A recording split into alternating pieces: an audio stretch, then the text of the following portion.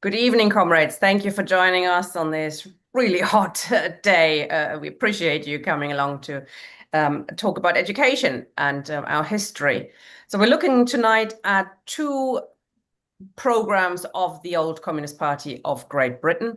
Most famous, of course, is the British Road to Socialism, which was first adopted in 1949, revised many times since then, amended, etc., but always reflecting really the CPGB's move away from revolutionary politics to more reformist, gradual, national, and, well, non-revolutionary politics. We could argue how revolutionary it was before, and we will. There were programs before that program in 1949. Some were adopted, some not, but always reflecting not just the struggles within the party, but also the changing relationship with the USSR and Comintern.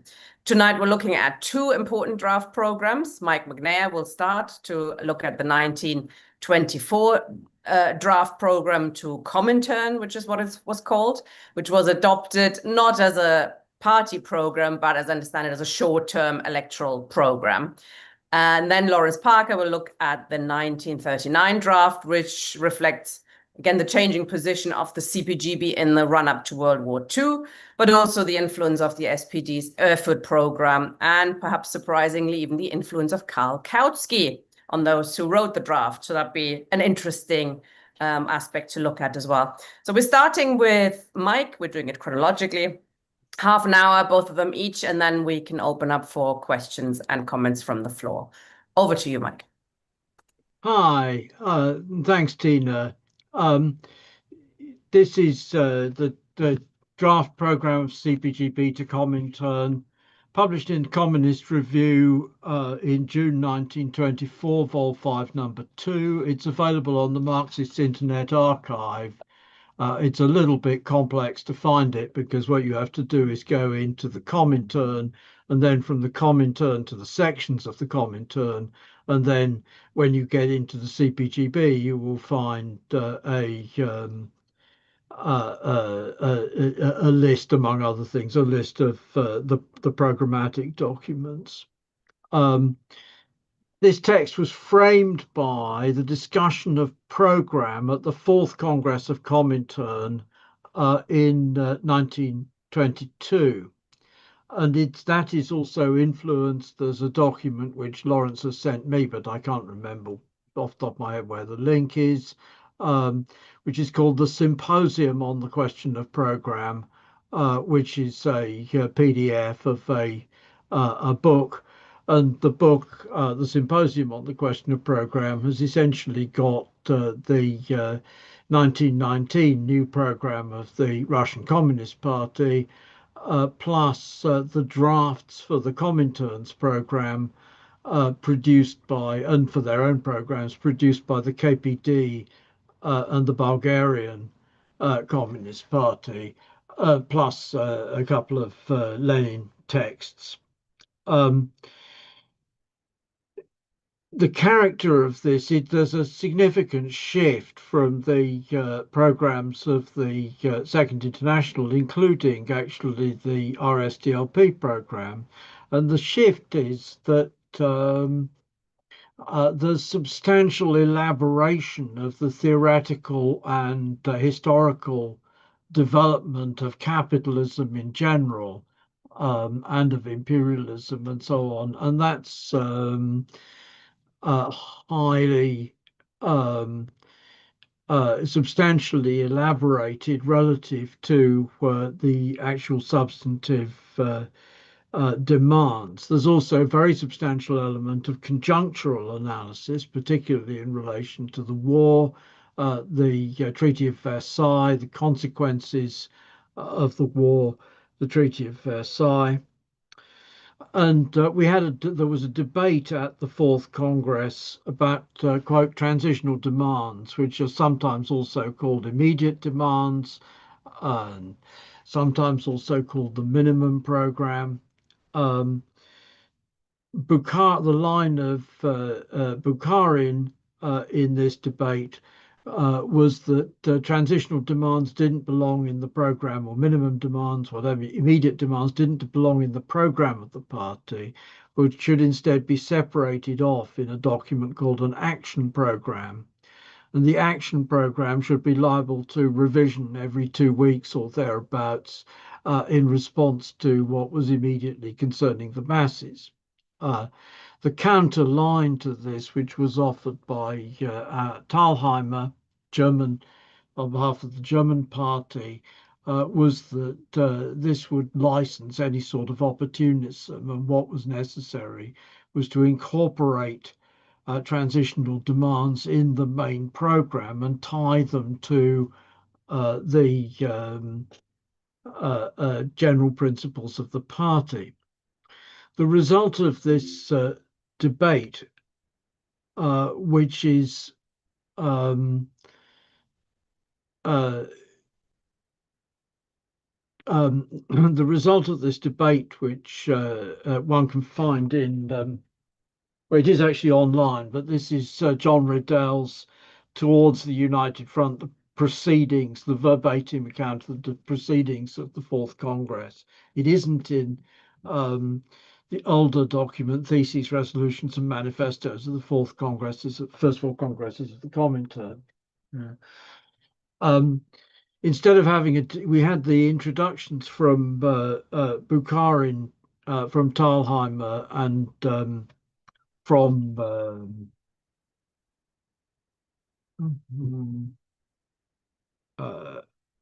Kabakchiev, who was the Bulgarian delegate, who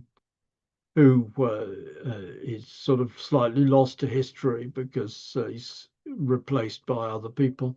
But we have that, and then the Russians intervene and say they need to have a recess for them to have a caucus meeting, and the upshot of the caucus meeting then a couple of days later is a resolution proposed by the Presidium and by the Russian delegation, which says that there have to be transitional demands in the main program.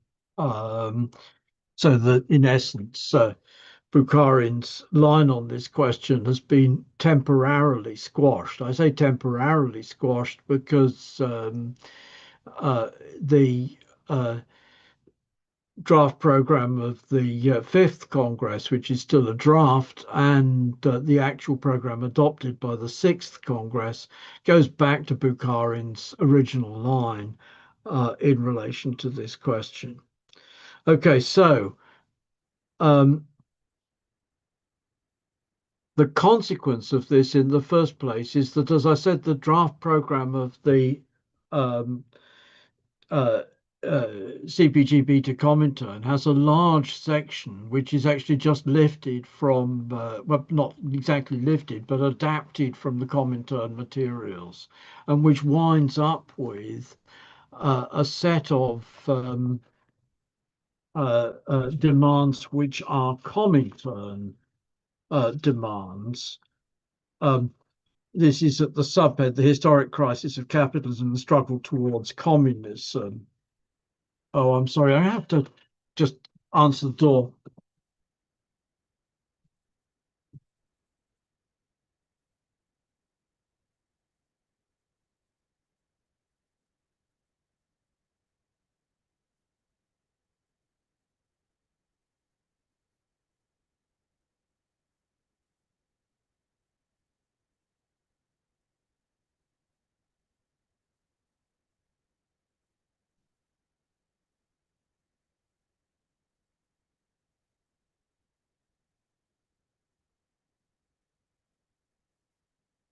Apologies for that. This is a list of demands of Comintern. Nationalisation of all land without compensation, the handing over of small farms to farmers and operation of the large farms by the state under workers' control, nationalisation of the banks, mines, railways, communications, transport, engineering, shipping, cotton and woolen industries,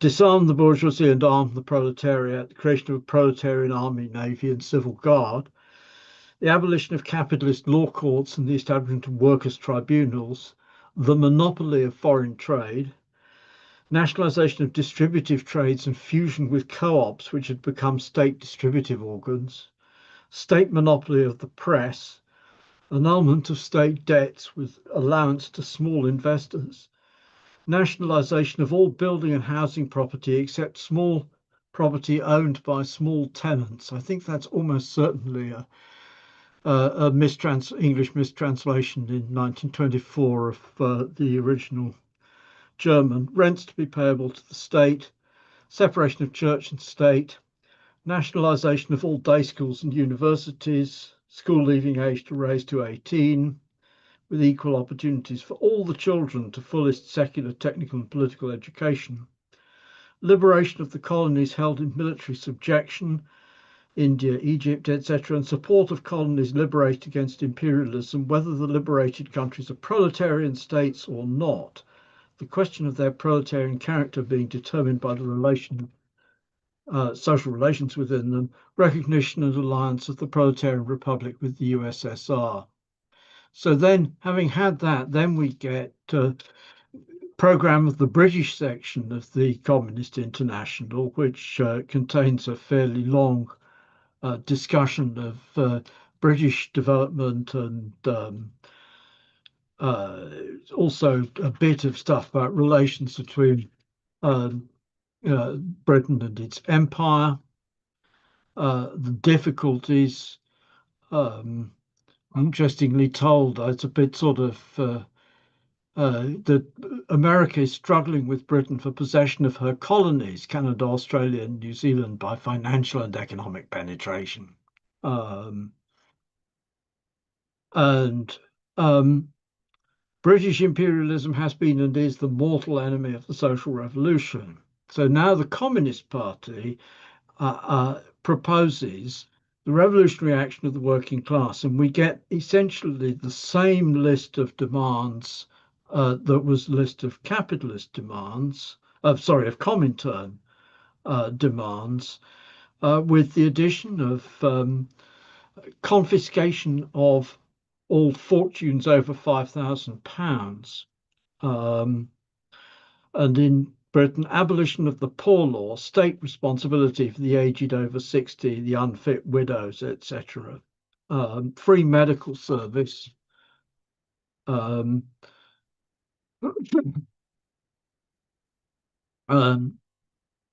the creation of economic and political agreements with all countries with a view to peaceful development and exchange of goods, and repudiation of the Versailles treaties. And finally, at number 21, universal simultaneous disarmament. This is not very... So the treaties and the universal simultaneous disarmament are some sort of relic of the pre-war politics of the CP, the predecessors of the CP. Then we get, there's a paragraph lost in the transcription from the Communist Review to Marxist Internet Archive, and I suspect actually that there's a subhead and some paragraph numbering lost in the Communist Review publication of the document. But we go into the Labour Party, the Labour government, as having been created by this is the 1923 to 24 Labour government, as being not the product of a workers' offensive, but of a crisis of the bourgeois parties.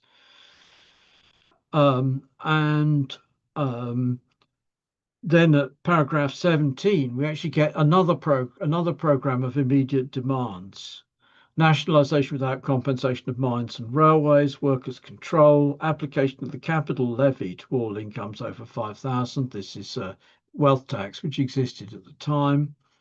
Cancellation of the national debt, state control of banks rather than nationalisation of the banks, control of foreign trade and state regulation of internal prices, grants and credits to local authorities for the building of houses by direct labour, payment of unemployed relief through the national exchequer, that's as opposed to the poor law, through the trade unions, payment of old age pensions from age 60 without any other qualifications, granting political rights to soldiers and sailors, place them on the same footing as civilians with the right to refuse to blackleg in industrial disputes, minimum wage based on subsistence minimum, school leaving age to 16 rather than 18 in the Comintern program, and maintenance on subsistence minimum, elimination of night work for youth under 18, free school meals.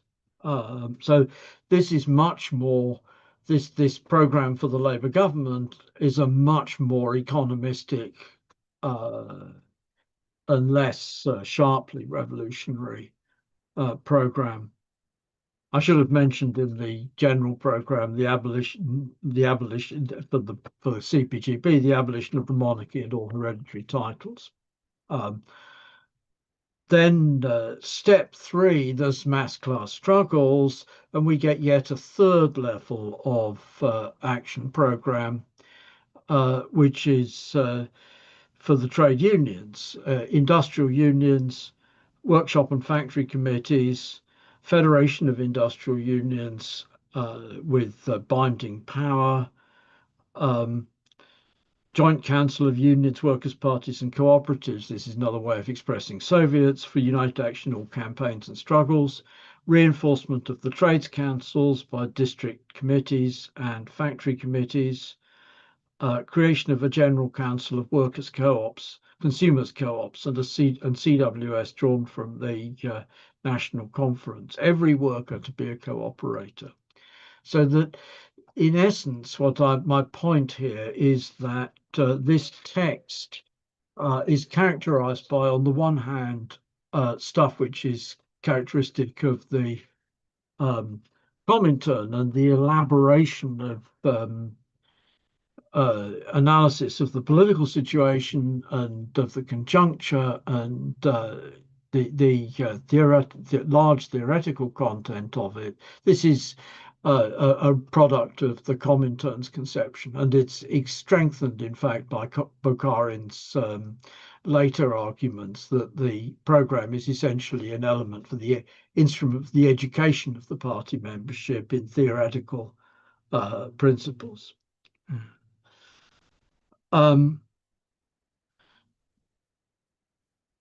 How much discussion is there of this text? Not a whole lot. August 1924 edition of Communist Review, we have criticisms of the draft by Jack Lecky. Who Jack Lecky was, he's a Scotsman with dual citizenship in the United States. Went to the States in 1914 and was an IWW activist, came back to the UK in 1918, was part of John Maclean's Communist Labour Party. Well, he was in the Socialist, first in the De-Leonist Socialist Labour Party, then in John Maclean's Communist Labour Party. Then at the 4th Congress of Comintern, he advocated and joined the unified CP. Then at the 4th Congress of Comintern, he was actually a member of the Presidium of the 4th Congress. So the criticisms from him are sort of to be taken to some extent seriously. Subsequent history,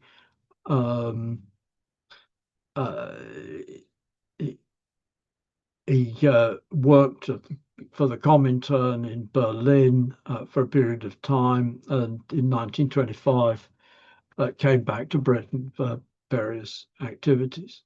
So Lecky's criticisms are, in essence, there's insufficient perspective on the Labour Party. I think he must have been addressing those criticisms to an earlier draft than the one published, because there's quite a lot about the Labour Party in the draft. Secondly, in relation to the British Empire, he identifies the fact that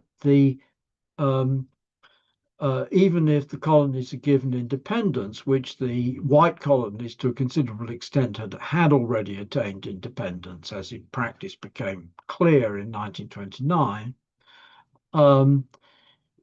nonetheless, they continue to be dominated by British finance capital. So he's a sort of early theorist in that sense of neocolonialism, as opposed to colonialism proper. On the other hand, he stands for the overthrow of capitalist rule of the empire, but argues that it would be reactionary to break up the empire as an economic bloc because there's high levels of economic integration. I must admit, I think while I think that Luxembourg was right about uh, Kingdom Poland and German Poland, but the Austrians were right about breaking up Austria-Hungary. I'm not persuaded in relation to breaking up the British Empire. Um,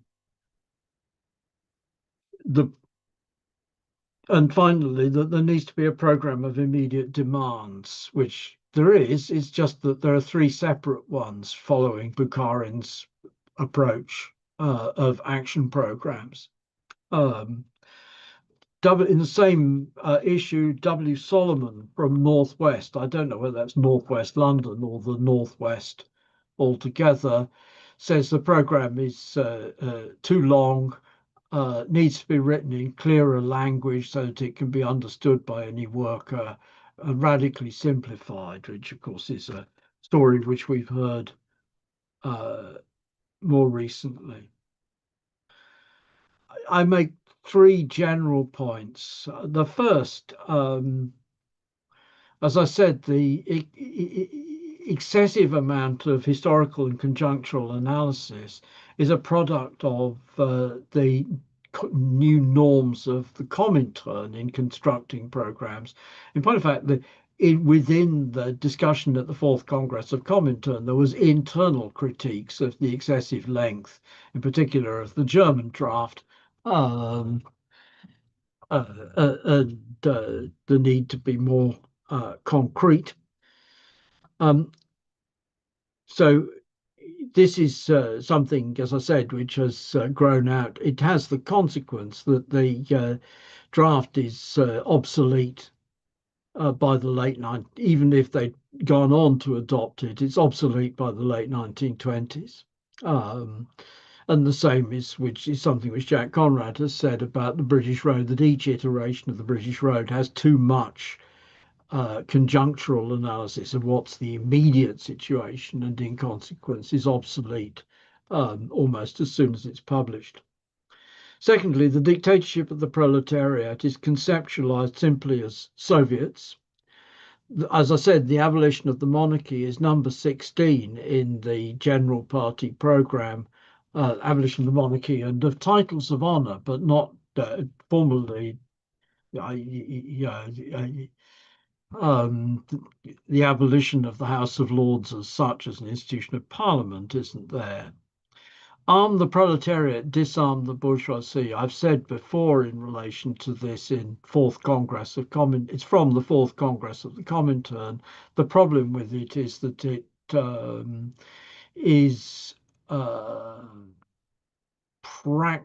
it's empty in content. So how do you arm the proletariat, disarm the bourgeoisie? There are, in fact, um, in the action program for Labour,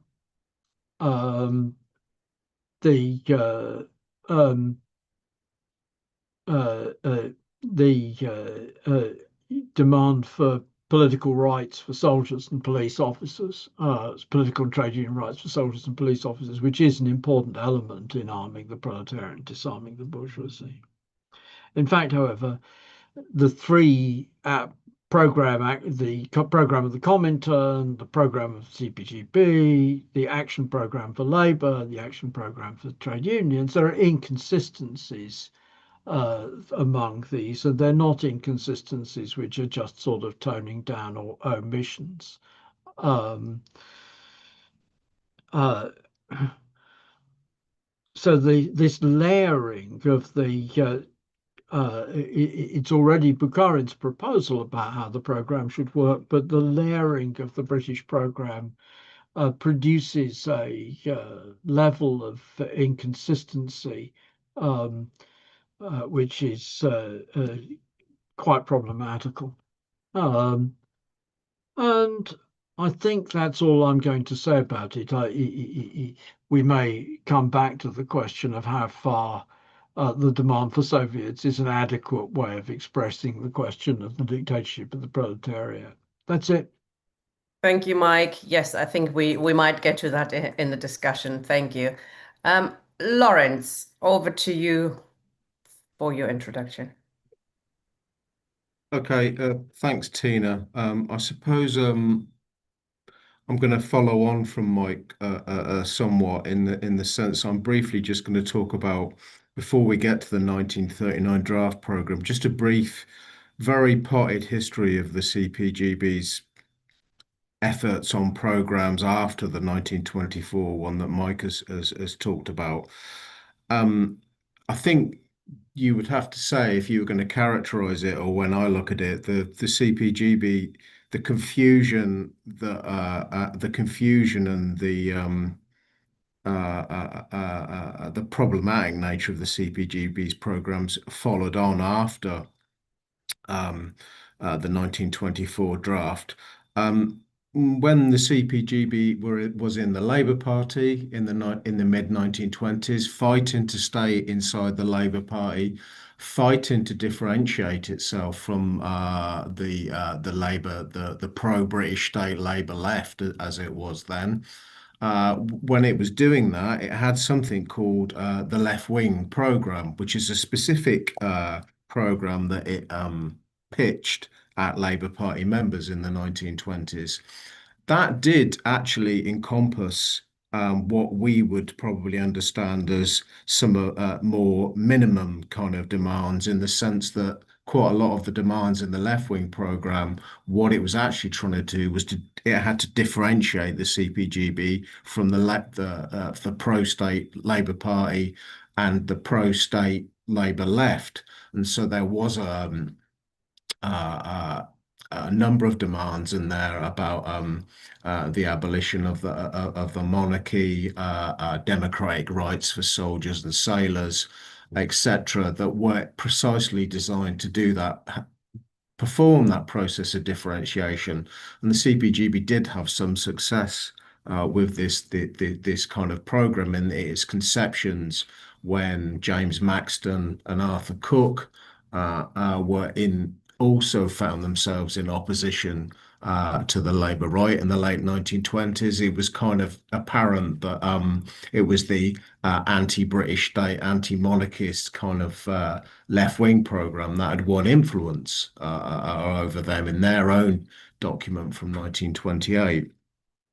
So it wasn't that the CPGB couldn't actually grasp a reason like minimum demands. It's not that they couldn't do that, and it was always in the kind of picture. But what you then find really is a long history of like fudge, really, on all of these issues. When the CPGB chose to break up the national left-wing movement and leave the Labour Party in the late 1920s, it actually made a big thing about ditching the left-wing program and its more advanced political demands, and the idea that you'd engage with advanced workers. And what it tended to put the accent on, and what the CPGB thought it was doing, is that it could go to the mass of the working class with very immediate kind of demands around economic and very immediate political kind of contingencies that they were dealing with. In that way, this was the theory during the third period. In that way, this was the way in which you could undermine a Labour Party, by which point the CPGB saw as social fascist. It was a very left, but underneath that kind of very leftist kind of line, you had a whole accent on very workaday, immediate kind of demands, and it was getting the workers to move into struggle around their immediate economic existence, which was deemed to be the path to success for the CPGB. Didn't work, of course. When you go into the 30s and you look at things like well, in the late 1920s, there was Class Against Class, which was actually an election program. Again, you had quite a lot of blood-curdling demands around things like a revolutionary workers' government, but this was interlarded with an immediate program, and it wasn't even an immediate program in a kind of transitional kind of sense that Mike has described to you. The accent was on a very reformist kind of immediate kind of demands. Also, for Soviet Britain was the 1935 program of the CPGB. There's a lot of confusion that exists around this for Soviet Britain, because while it was introduced and packaged as a program, actually when the CPGB member Robin Pajana wrote the political introduction to that, very short introduction, he claimed that it wasn't actually the CPGB's substantive program, which was the program of the Comintern. He claimed for Soviet Britain was a kind of again an immediate action program to serve the immediate kind of needs of the working class. So there's a lot of so when you read for Soviet Britain, it's not immediately clear what it is, and there's a lot of confusion about the way the party packaged it and presented it. Also, as we go into the Popular Front period of the late 1930s, I don't have very much time to explain all this, so I'm having to take it as read that comrades know what these kind of shifts mean. When you go into the Popular Front period, which was when the CPGB pursued much tamer politics, which was basically the nub of which was that they would align themselves with anybody in British politics, whatever their politics were, if they were prepared to countenance a peace front with the Soviet Union, which meant that the CPGB pursued some very respectable figures in British society, didn't become a respectable party, but they were certainly in pursuit of it. But the accent also in this period, and again, this was explained by CPGB leaders on a number of occasions, is that you don't want to overcomplicate political demands. We don't want to go back to the old left-wing program. We want to downplay all this, and we want to put immediate demands that workers, shopkeepers, the middle classes, Uncle Tom Cobley and all can all unite around and go forward on. So basically, up until 1939, you've got a very, a very pronounced history of like fudge and confusion, and the earlier fudge that Mike I think has explained to you, that kind of carries through. But the main accent on this is really if we're going to build the CPGB into like a mass organisation, its immediate demands, and so therefore, as we go up towards the opening of the Second World War, you find the CPGB um, um, campaigning on the most immediate, sometimes political issues of the day. But they're just purely like an anti-Chamberlain kind of government kind of force. And as I say, casting around for anybody who was willing to countenance the idea of a popular front with the Soviet Union. That is a very short and potted history of the CPGB's programmatic history up until then, and it's very inadequate. So, I'd advise people to do their own reading and check that kind of out. Check that out. The CPGB we're describing in 1939 was a very peculiar organisation and a very odd Janus faced. I describe it in the article that I put around. It's a very strange organisation with pulls towards revolutionary Marxist politics and to the politics of reformism and respectability. So there's a massive contradiction at work in the CPGB at this point, and that finds a lot of reflection in the very strange document that I think is the 1939 draft program, which is very peculiar and it is also the way I think about it. Really, it's almost like two programs in one in essence, and I'll explain why. But just very quickly again, just to explain something about the CPGB in 1939, just as this draft program is being launched in the autumn of 1939, there is some debate among historians. Lots of historians say that it wasn't launched or that it was aborted.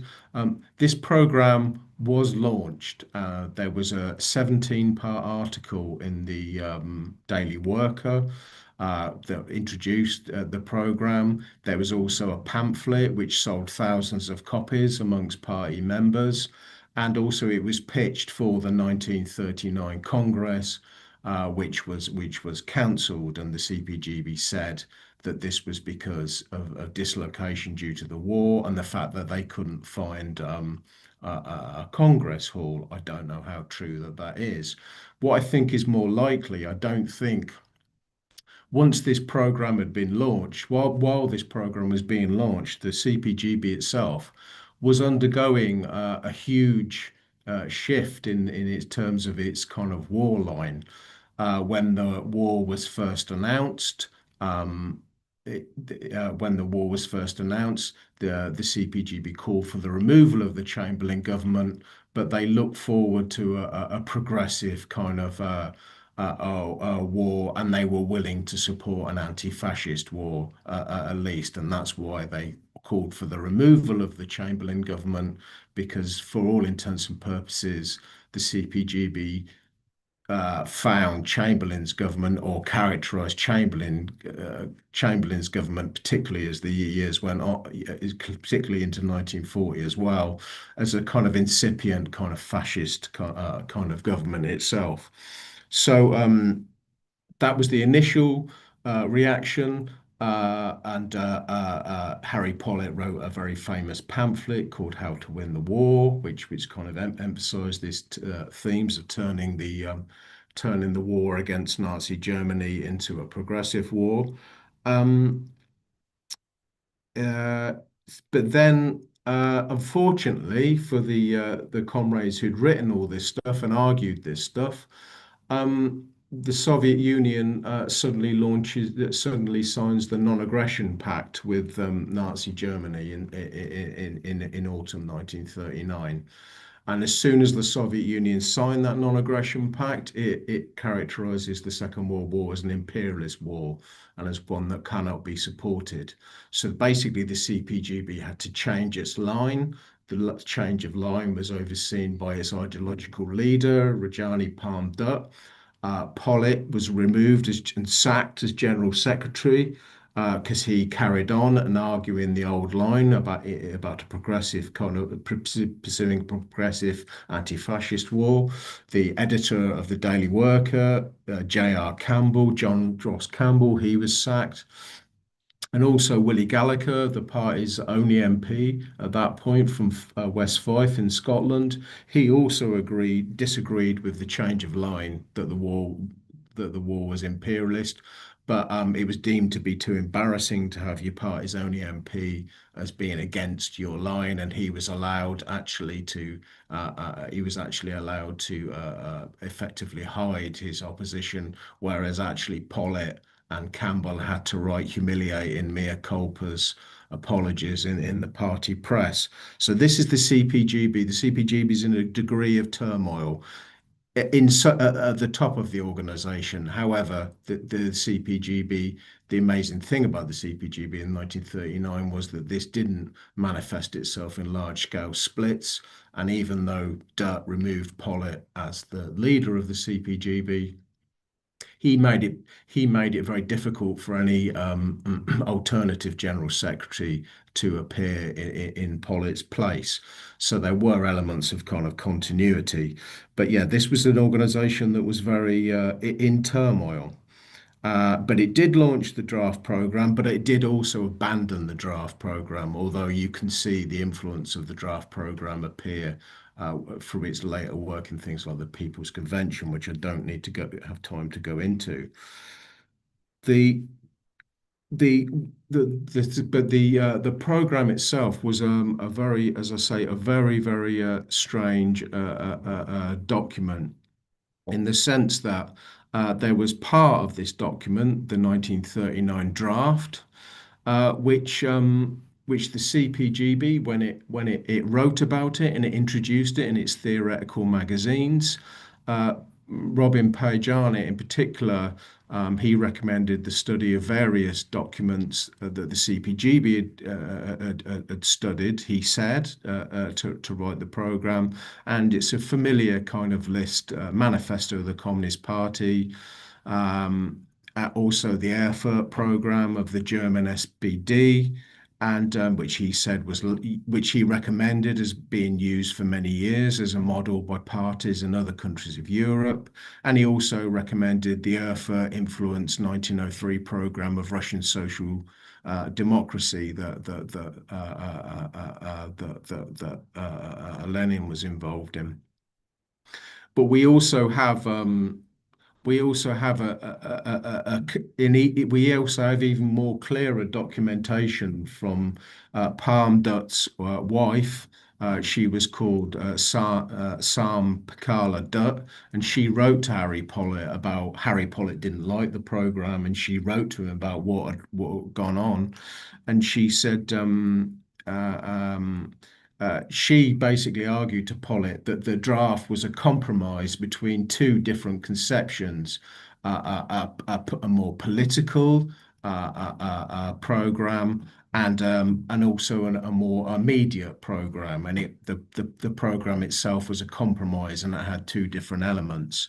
But then she said for 1939, which is a very strange comment, and I'll read out the quote from her that she wrote to Pollitt.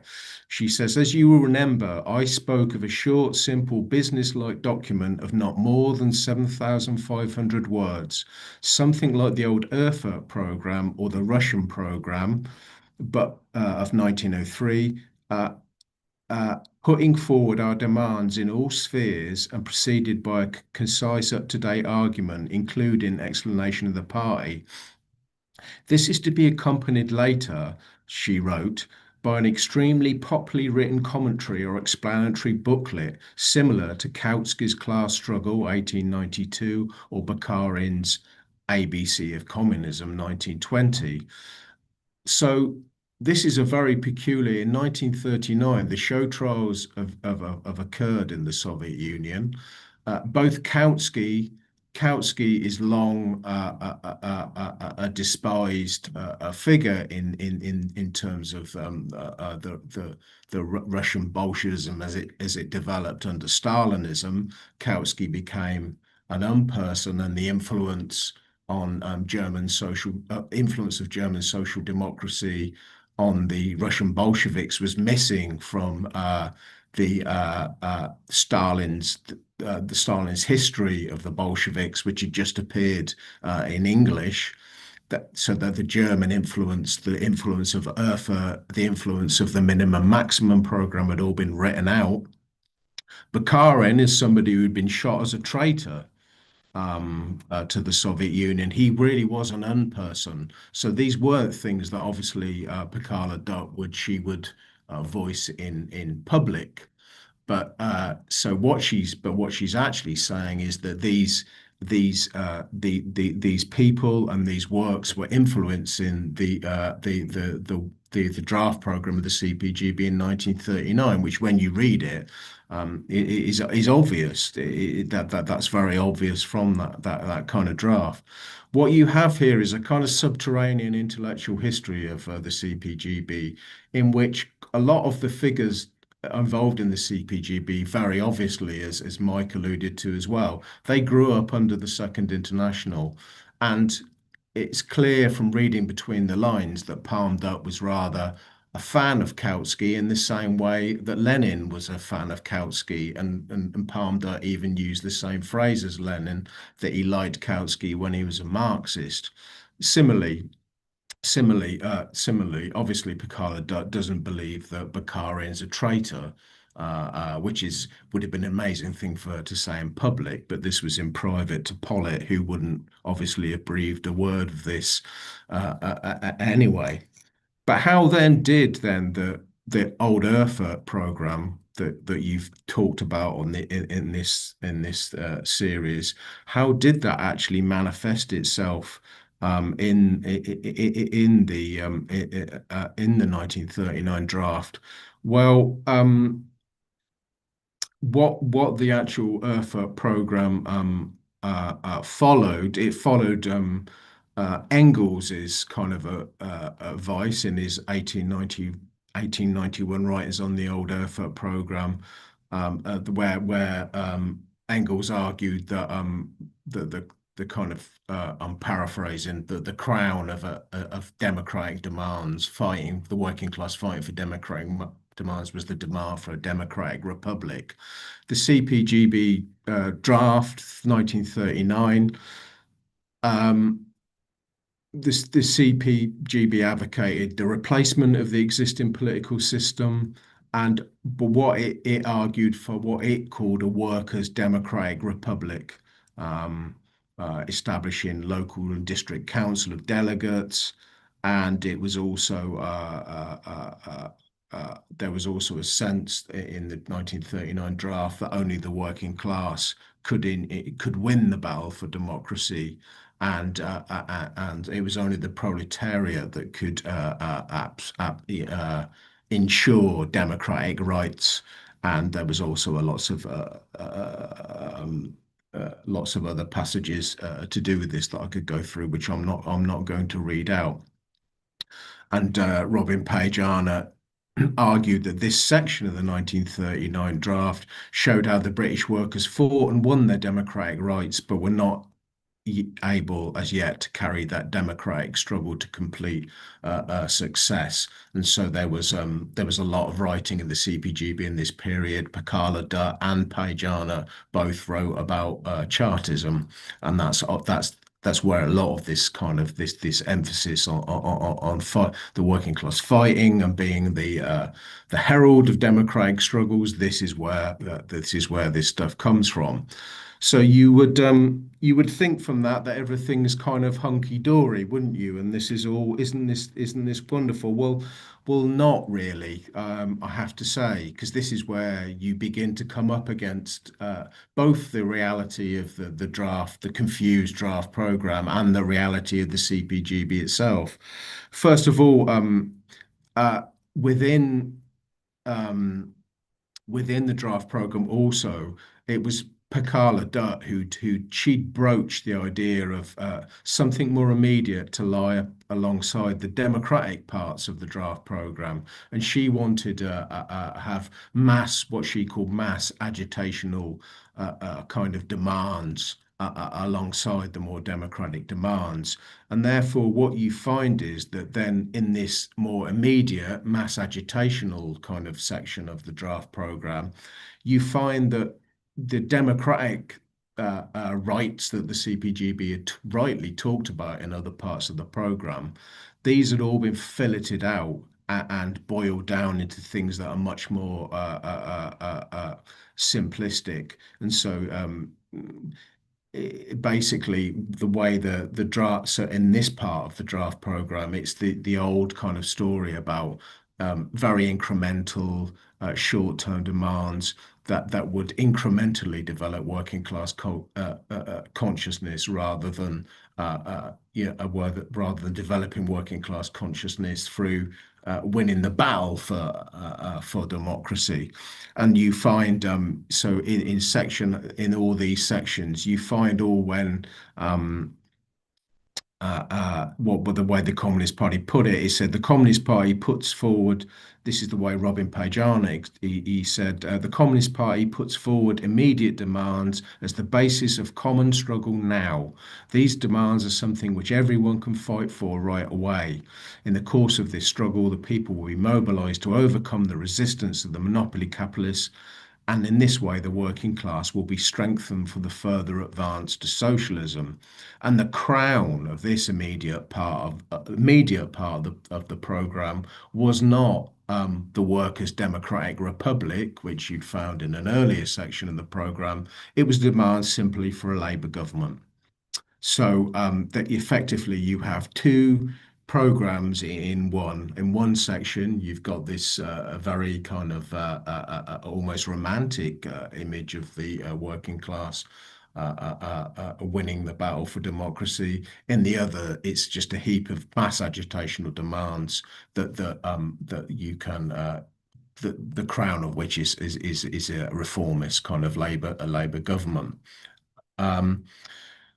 This conception of immediate demands and were fed into the work of the CPGB did around the People's Convention in late 1940 and 1941, where the CPGB called for what it called a people's peace led by a people's government, i.e., a Labour government, and it was a kind of reformist stroke pacifist kind of anti-war kind of line, if you liked, interlarded with kind of economism and kind of trade union politics. It was this conception that won out, and so the draft program did have a history kind of beyond this. The other thing about the whole idea about the CPGB in 1939, you know, leading a workers' revolution that would enshrine political and democratic rights. This is an organization that put uh, uh, that agreed with the show trials and that had agreed with um, the Soviet Union's trampling on any kind of conception of kind of workers' rule or workers' control. So the CPGB wasn't a democratic party. There was no, it was led by a well-entrenched bureaucracy, and there was no way in which the British working class could capture the CPGB for revolution. It would be, even though it was like a thoroughly proletarian kind of party in terms of its social composition, although it did have some intellectual members, obviously. But it was in the main, it was a proletarian party in composition. There was no way in which such an organization could really actually make this kind of work, and especially in the labour movement, the British labour movement in the 1930s, when organisations such as the ILP, which I'm not particularly keen on organisations like that, but organisations such as the ILP had broadcast to the labour movement exactly what had been going on in the Soviet Union. Trotsky's writings were well known in the British labour movement. There's no way actively, really, the CPGB could campaign how could that sort of organization realistically lead for a workers' democratic republic? I mean, it'd be the same as, how could the SWP in Britain today lead a struggle for a workers' democratic republic? I mean, it's just, you think about it and it becomes absurd, but the CPGB even more so, actually. So there was a sense in which that struggle for, as I say, the democracy and the work democratic republic, that has to be a non-starter. There's no way the CPGB can kind of follow through on that. I'm coming to the end now, so I'm just going to finish up. So what I think this kind of shows, though, is that what a strange organization the CPGB was in 39 and 1940. Very odd. On one level, you've been had through the Popular Front era, this pull towards respectability. But on the other hand, the CPGB's being influenced and showing the heritage of where it came from in the Second International, and it's in a sense, it's almost quite, daring to actually show off show off its kind of reliance on the Erfurt program, which in the communist world of that kind of period was like was just like a forgotten document mostly, and a forgotten legacy. But the CPGB wanted to kind of parade the influence of German social democracy at a time when that was very unfashionable to do, when it had largely been written out of the Soviet narratives. You have that level of weirdness kind of going on, and in the sense that the CPGB never quite forgot where it came from, and that carries on after the Second World War, whenever the CPGB is dealing with big political issues, it very, very often drew on examples from the Second International, from experiences that comrades had had within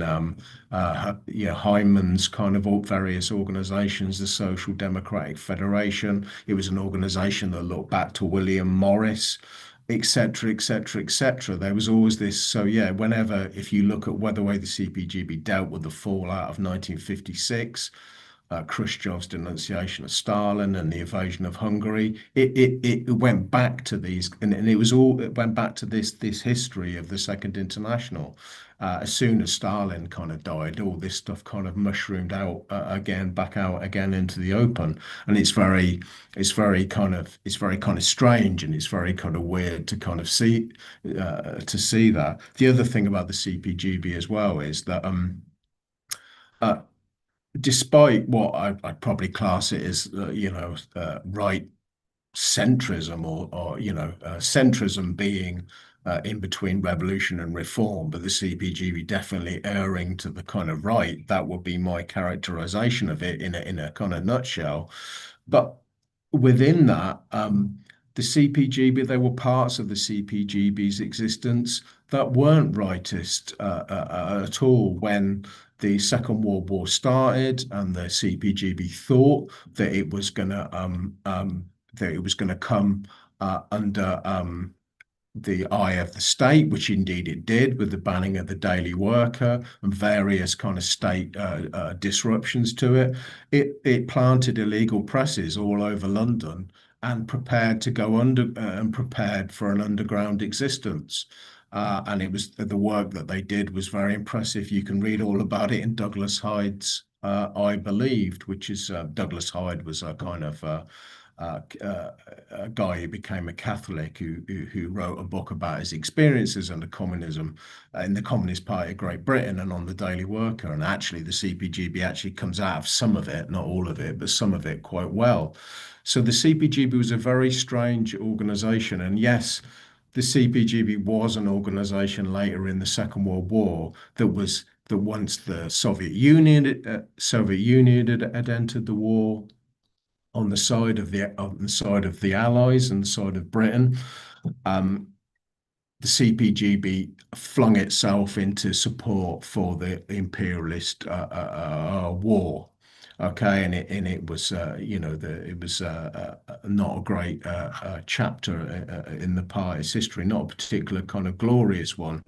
But while it was doing this, while it was basically reducing itself to an organization that called for a second front in the West to help the Soviet Union, while it reduced itself to that sort of kind of politics, at the same time, the CPGB's rank and file enthusiastically spied for the Soviet Union, and and were willing to kind of break the law and betray, and they weren't. There was not much bones about betraying the British state. They didn't think there was anything much to kind of betray.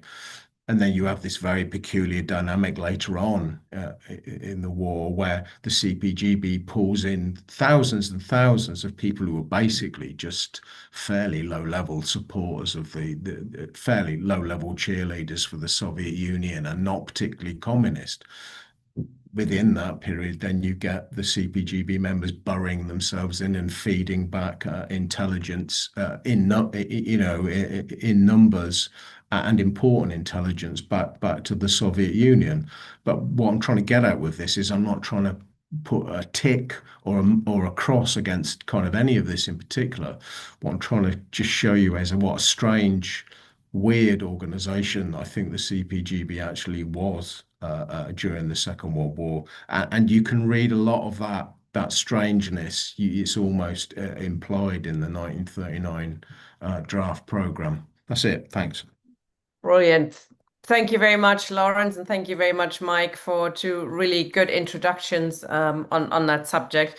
And comrades, if you have a question, if you have a comment, please raise your hand and I can make you a panelist to ask your question. I'm going to start with a couple of questions to get the ball rolling. Maybe starting with you, Lawrence, because you just spoke, and I think you explained very well, how the confused nature of the party then reflected itself in the confused nature of this program. So reading your article in the run-up to this session, I was also struck by the section on dictatorship of the proletariat, which is very interesting because it also goes back to Erfurt and much closer to the Democratic Republic kind of thinking. Just read it out quickly because it is quite a nice passage.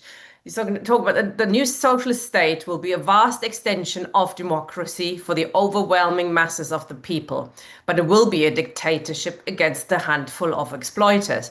Such a dictatorship will guarantee the freedom of the people. So long as the struggle against capitalism and against the survivals of capitalism has to be fought, such dictatorship remains necessary. In proportion as socialism is realized, workers' democracy becomes the democracy of the entire people. Slightly confused as well, but it is much closer to the sort of the struggles that Marx also wrote about. And we've been looking at Citizen Marx as well as a book, and Bruno Leipold goes through this in quite some detail about those kind of discussions that we're having on the Democratic Republic as well.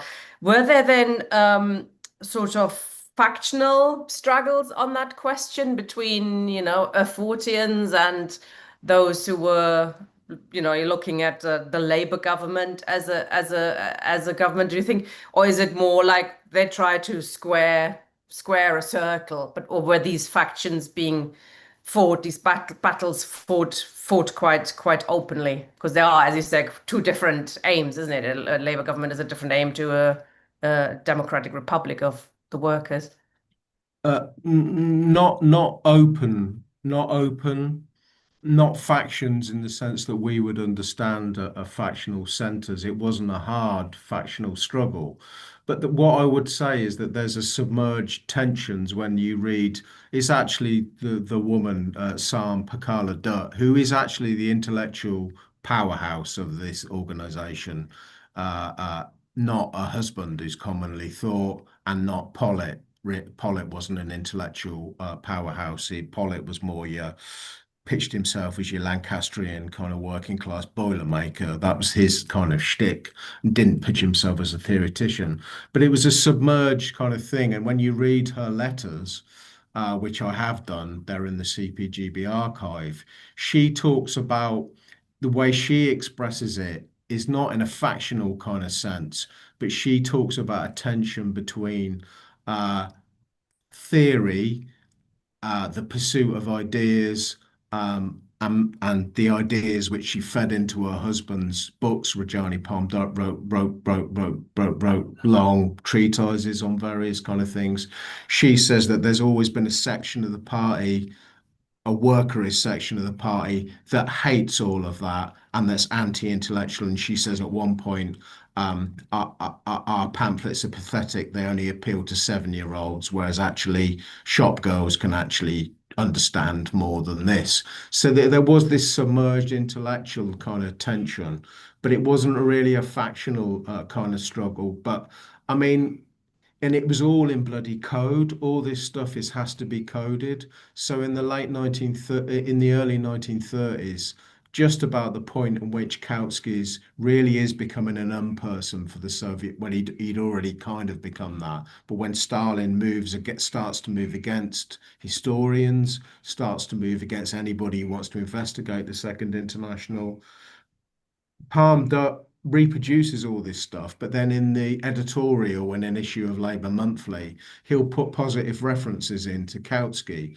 I think he's flicking the two fingers there, because I think Palm Dutt was also really a fan of Trotsky as well before his kind of downfall.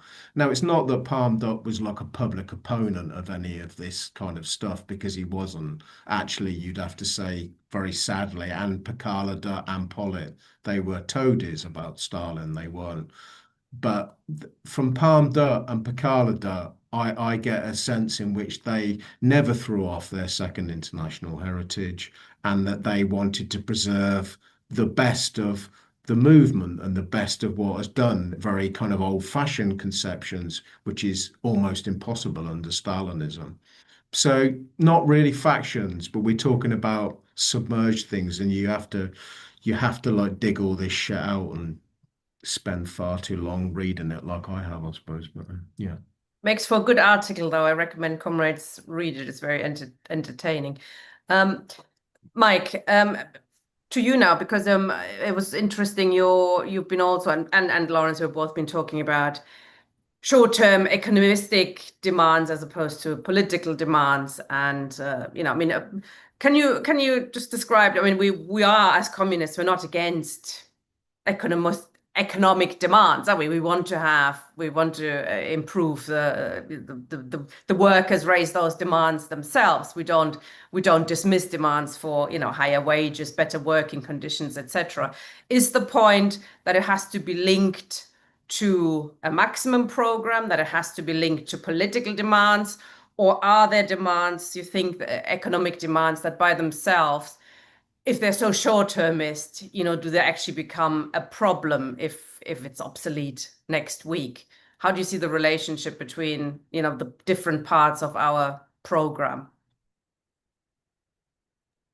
Yeah, my understanding of this is just me. It's the essence of Marx's critique of Proudonism, Bakuninism, etc., Marx's alternative politics, the way the working class takes power in order to take over the society as a whole is through winning political democracy. And the reason I made this point in my review of Bruno Leipold, there are two reasons why we should agree with that and not with the alternative lines, one or other of the alternative lines. The first of which is that actually, the Soviet Union demonstrates to us that you can't do economic planning without political democracy. Because if you don't have political democracy, and in this I mean something rather stronger than just having votes, if you don't have open democracy, transparency, defenses against victimization of dissenters, the consequence is that the guys who are in managerial posts or who are in administrative posts in the state just lie in order to keep their jobs. And then the consequence of people lying in order to keep their jobs is you haven't got accurate information in order to decide whether things are working or not. The history of the failure of the Soviet economy, we got enormous amounts of stories of this sort, some of them completely fucking nutty. You satisfy the plan to build a ton of nails in this month by building a 1-ton nail, which what the hell uses a 1-ton nail, and so on and so on. But in reality, that's actually not just true of the Soviet bureaucracy. It's also true of the SWP's bureaucracy, that people tell lies about how many people they're recruiting. The district organizers are all appointed by the centre. They aren't responsible to the membership in the locality, but to the centre. They tell lies to the centre about how many people they're recruiting and how successful everything's going in order to keep their jobs. And then the centre becomes incapable of deciding, is the SWP actually got 7,000 members or is it really only 1,200 or thereabouts? And a whole series of questions of that sort. So step one is that. Step two is the other side of it, which is to say that in the actual workers' movement, this regime of undemocratic bureaucratic control, this Stalinist style regime, which renders the plan useless in the Soviet economy, is radically demobilizing, which we can see, in fact, in this secret negotiations in the Corbyn scheme. This stuff is endless, but it's also true of the control by the union centres trade union centres is demobilising in terms of the ability of branches to organise, because you can't act, because the funds are all taken into the centre and they aren't held in the locality. You can't act. You can't organise, even organise effective shop stewards committees and things like that. And for that matter, the TUC, people talk about Soviets, etc., but the starting point of the idea of Soviets is trades councils.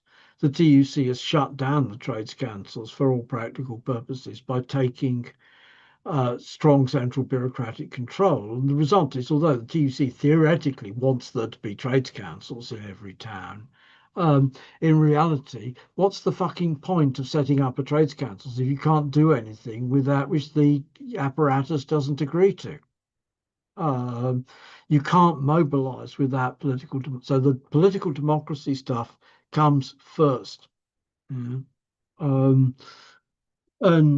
the problem, in essence, is that Lawrence has referred to the Hauser Helk and the CPGB argue for a democratic republic as the alternative to capitalist rule in 1939 after the Moscow trials. But the reality, actually, that's already true. People are already saying it's anti-democratic, bureaucratic dictatorship as a result of the rigging of Soviet elections in summer 1918 and the Red Terror against the left SRs. It was perfectly clear in the Congress of Soviets in October, November 1917, the left SRs were the majority party. They tolerated, they accepted a Bolshevik majority government from outside because they didn't at first want to take responsibility for the government. They went into government. It was the left SRs which meant that there was actually a majority, which meant that it was possible to dissolve the Constituent Assembly. But so then the Bolsheviks surrendered at gunpoint to the German Western Front, the German Field Army, German Eastern Front Field Army in Brest-Litovsk. Okay, surrendering at gunpoint is it's a sensible thing to do, and sometimes you have to do undemocratic things because you're in a hole, as they are in a hole. It's not the fact that they do that, but that they then say, oh, we've got to suppress the democracy of the Soviets in order to do that. And then not just even that they suppress the democracy of the Soviets, but that they then, at Second Congress of the Comintern, they produce a theory according to which the working class is necessarily politically represented by its advanced part. And then going along with that at Third Congress, the party is necessarily represented by its advanced part, which is the Central Committee. The Central Committee is necessarily represented by its advanced part, which is the Politburo. The Politburo is necessarily represented by its advanced part, which is Comrade Lenin. And then we have a power struggle about who's going to succeed Comrade Lenin, and it winds up being Comrade Stalin. But it becomes the case that you can no longer persuade, you can't win over the supporters of the German social democracy in circumstances where the Bolshevism represents itself as anti-democratic. So they try and find a way round that. They try and go round the question of democracy, essentially by conning the working class into taking power by the idea that it will throw up Soviets as a result of its class struggle, and then the party will take the lead in the Soviets by being the best fighters for the transition demands. Transitional demands, and that's an attempt to dodge round the problem that the communism has identified itself with anti-democratic politics, and that's where this debate about transition demands at the Fourth Congress comes from. That's it. Thanks, Mike. Lawrence, do you have anything to say on that issue, or shall I ask? Okay, you're muted, but I see you shaking your head. I think that's a no. Okay, Ken, please. Right, thank you very much, Mike and Lawrence. My question is mainly for Lawrence.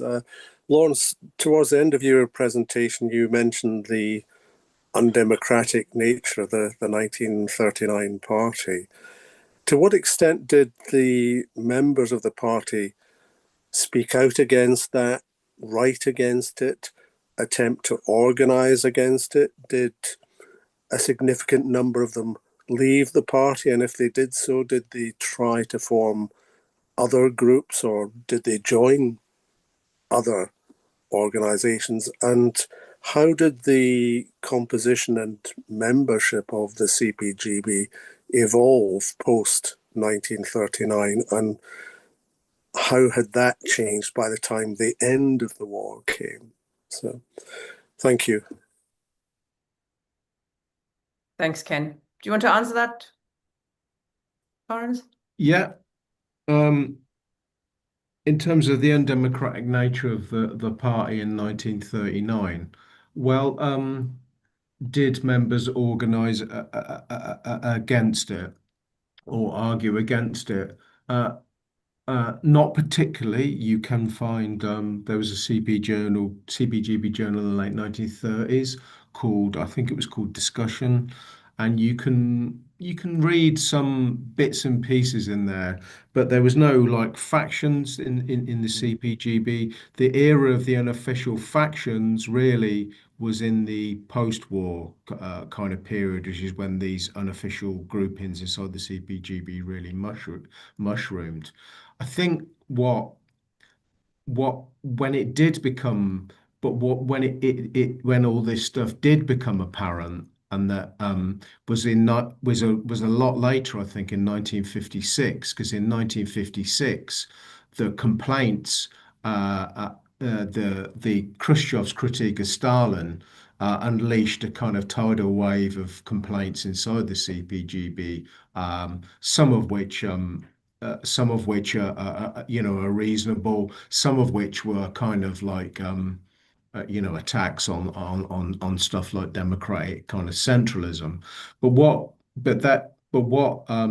if you read there was a party commission on internal democracy, and that actually did reveal like a wide degree of dissatisfaction, also sometimes from the leadership itself and from sections of its local leaderships about the democracy of the party. There was a whole heap of complaints, and if you read the document that the 57 Commission produced, its critique of some of the methods of what had happened inside the CPGB went back to the 1930s. The leadership didn't want to change anything too fundamental, but they were critical of their past practices, and there was a kind of sense in which the party needed to change. But the things that came up, and within that 57 document, there was a majority report and a minority report.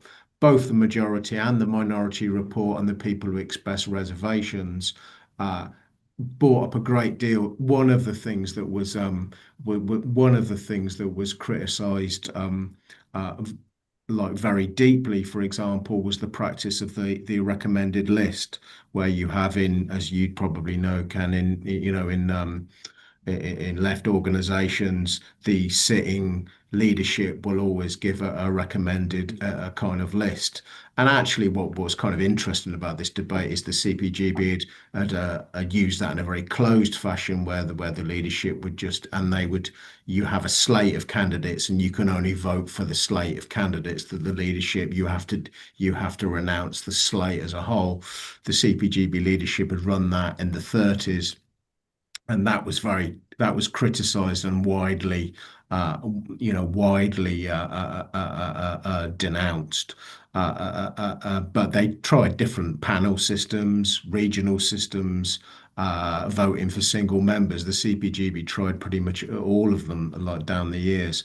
But also as well, I think it was probably when you got the real complaints, there was another wave of complaints that came it was more at the end of the Second World War as well, when members, and this was a widespread criticism, there was a big rank and file rebellion at the end of 1945 by people who were more kind of leftists.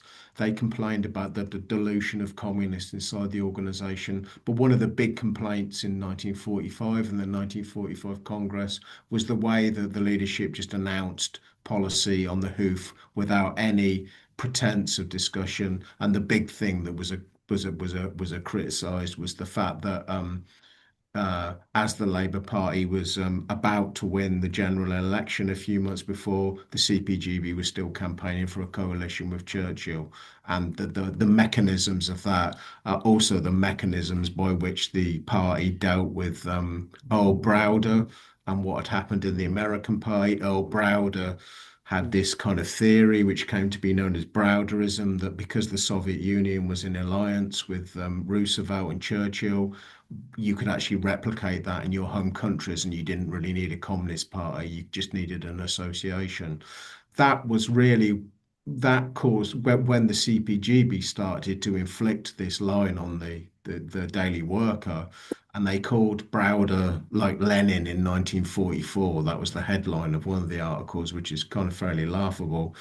But again, the mechanisms by which these things were announced and which the rank and file didn't have any say on this. But that, yeah, it came to kind of life at the end of the First World War. Then it kind of fades again and it kind of explodes in 56. But the factions, really, the factional life of the CPGB, when the Maoists, the pro-Soviets, and all the various collection of informal factions, that was kind of later, and they were less good on. They were good on some aspects of the democratic function of the CPGB normally when they were getting expelled, funnily enough. But in general, they didn't have a great critique of the internal workings of the CPGB. So yeah, it floated around, but this is an organization that factions were banned. If me and you were in different branches in the CPGB in 1939, I wouldn't be allowed to talk to you. You wouldn't be allowed to talk to me. It was horizontal communications through the leadership only. So yeah, it's an interesting question, but it wasn't in the kind of factional sense that it was kind of more rumblings which exploded at the end of the Second World War and then really absolutely lit a flame in 56 when the whole movement was in crisis. Thank you. Rafal, please. Good evening, comrades. Thank you for the interesting talk. My question is, again, primarily for Lawrence. So you explain that the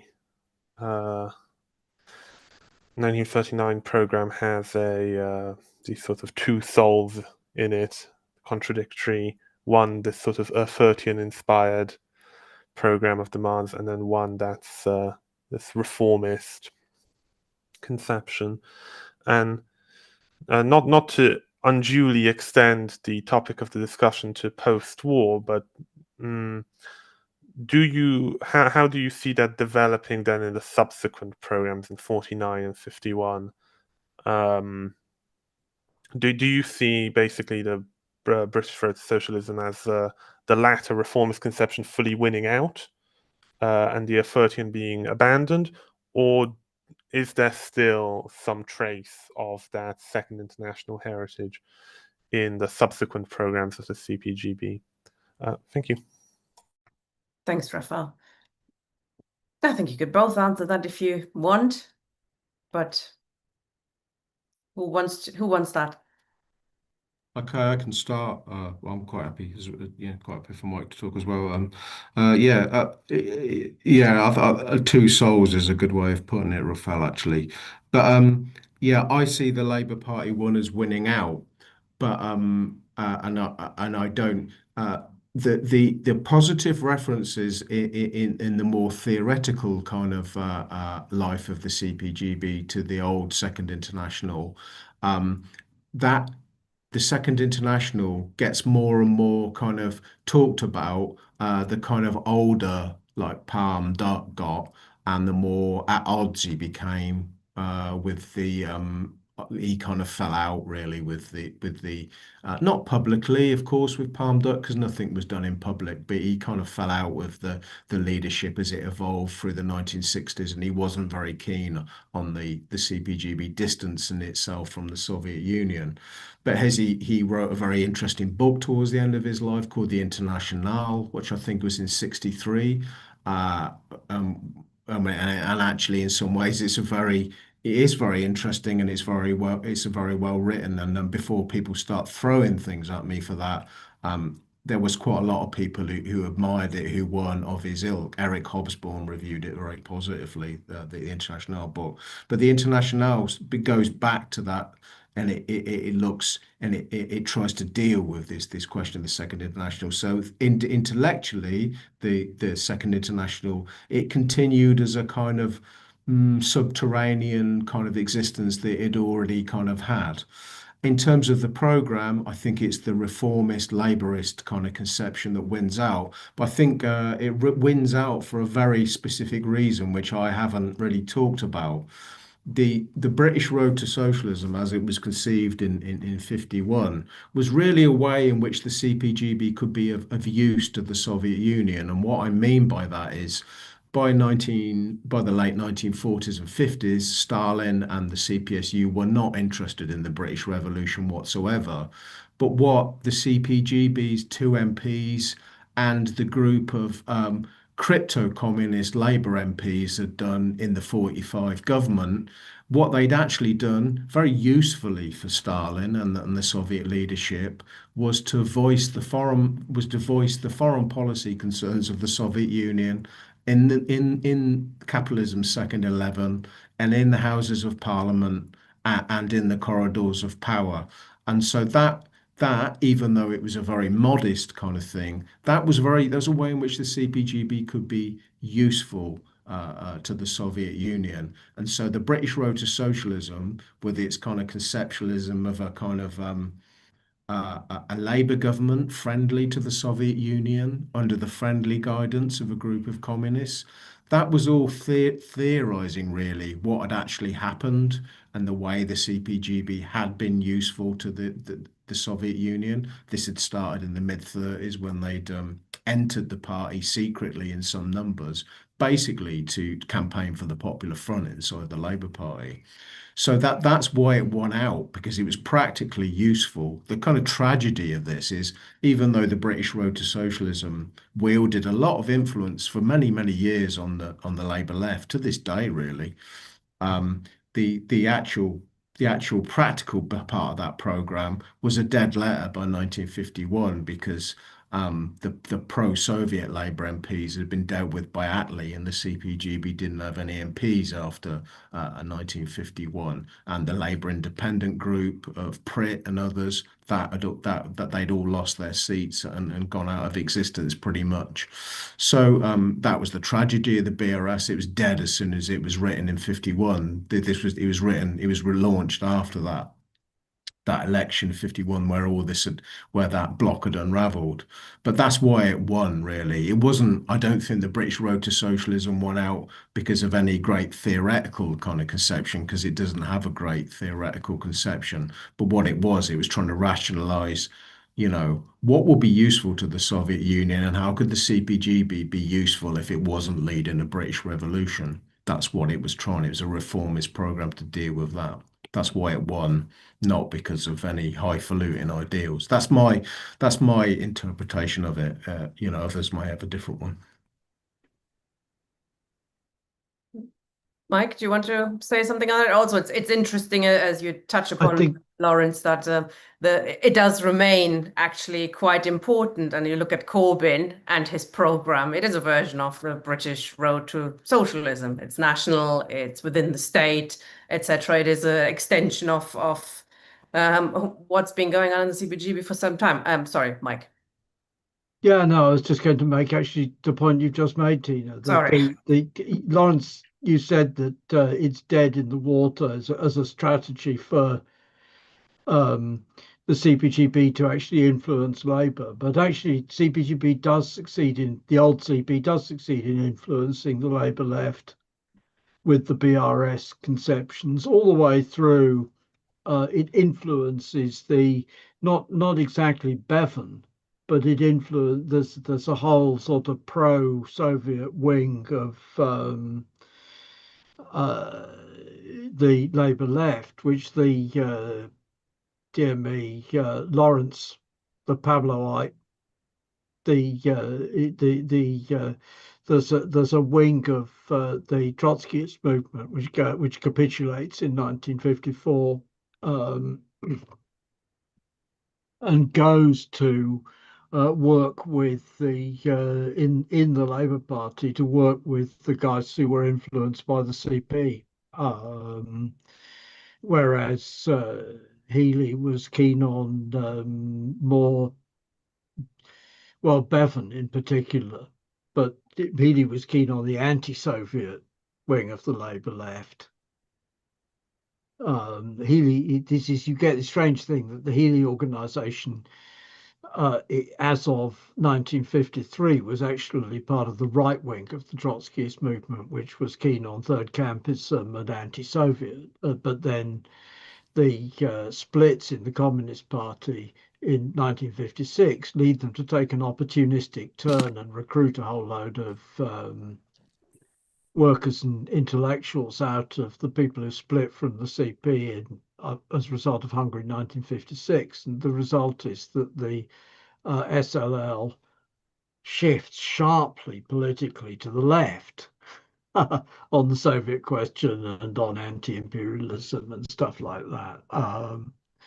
So in terms of me, that it's I don't think it's dead in the water either entirely as a matter of diplomatic usage for the USSR, because the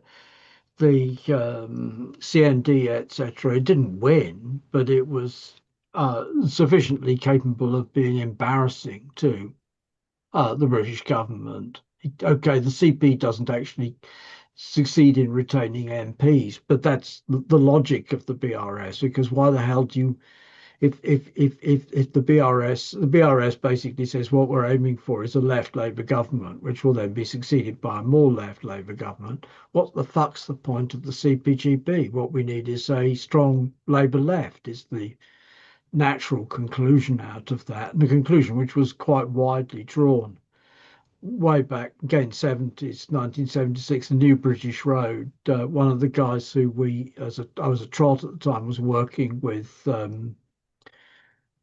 we were working with CPS in the anti-fascist work organised by Oxford Trades Council and the No campaign in the 1974 referendum, which we had the wonderful thing in which King Street denounced the CP as being ultra leftists, and Pentonville Road, which was where Pentonville Road, which was where the IMG office was, denounced us for being ultra leftist, for for failing to put Enoch Powell on the platform for the No campaign.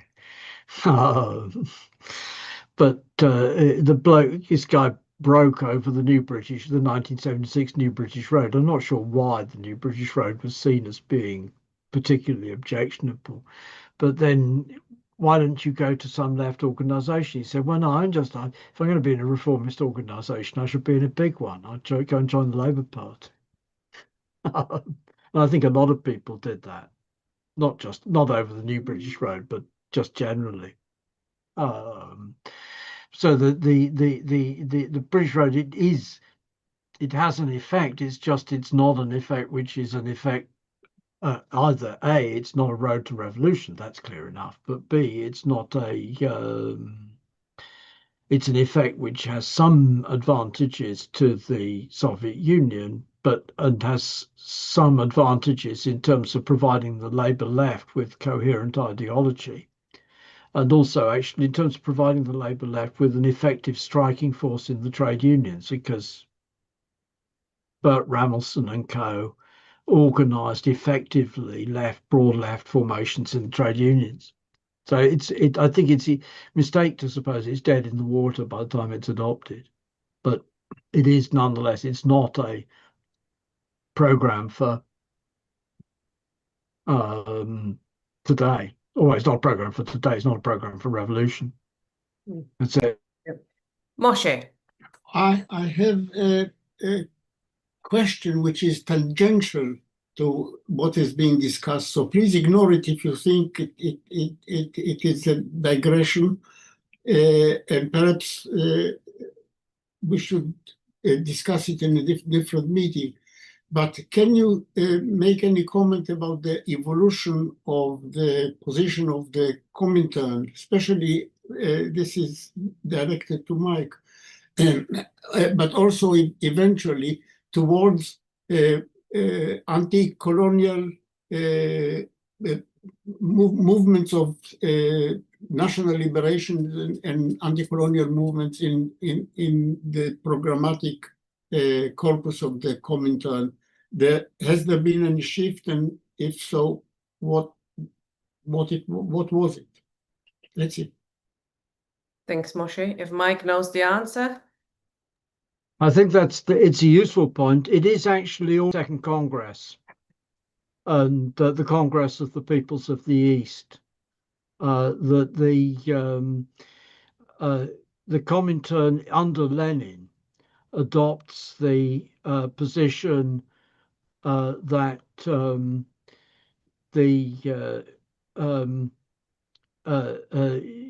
is Lenin's position on the Easter Rising, that the revolution is inconceivable without the large movements of the petty bourgeoisie, and those large movements of the petty bourgeoisie will take the form of national colonial movements. And so one of the things which Bukharin is discussing in the program discussion in 1922 at the Fourth Congress is the legitimacy of the Soviet Union making military alliances, and more generally alliances with capitalist countries. And the background to that, of course, is that the Soviet Union, led by Trotsky, had the Soviet Union had allied with Kemal Ataturk to the extent of actually sacrificing the Turkish Communist Party leadership to be murdered by the Ataturkists, and keeping quiet about that. But then it was also the case in when, I think it's while Trotsky was still Minister of War, the secret terms of the Treaty of Rapallo essentially provide for the German Krupp and these guys to provide military tech to the Red Army, and the Red Army to provide clandestine support for German rearmament and the Reichswehr. So that I think that's probably where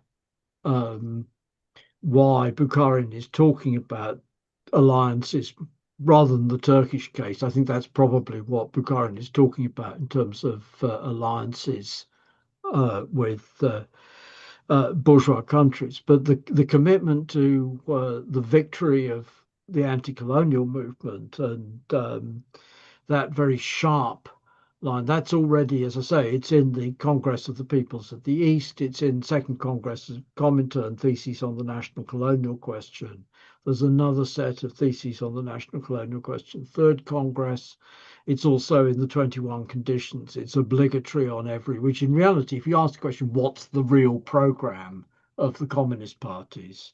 It's not any of these programmatic documents adopted as a result of the Fourth Congress. It's the theses of the first four Congresses, and in particular the 21 conditions. So that yes, that commitment. There's debate which I've never quite been able to disentangle between Lenin on the one side and M.N. Roy on the other side. In the third Congress, I think it is. But there's something about the question, how far should we be just nationalists, and how far should we be keeping a clear line separating us from the Indian National Congress? Yeah. How far should we present communists as the best fighters for the national movement?